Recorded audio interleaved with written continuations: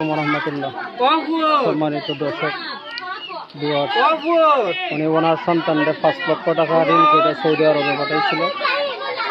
আজকে খুশির দিনে, ঈদের দিনে এই সৌদি আরব থেকে খবর আছে ওনার ছেলে স্ট্রোক করে মারা গেছে। সর্বোচ্চ 3 থেকে 4 মাস হয়েছে ওনার ছেলে বাইরে গেছে। অল্প বয়সে, একদম অল্প বয়সে বাড়িতে তার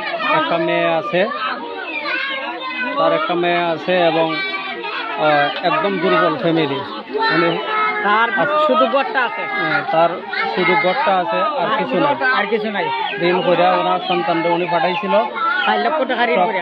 আজকে খবর আইছে স্ট্রোক করে উনি মারা গেছে। খবর আইছে, সংবাদ আইছে উনি স্ট্রোক করে মারা গেছে। সবাই দোয়া করবেন আর এদের দিকে একটু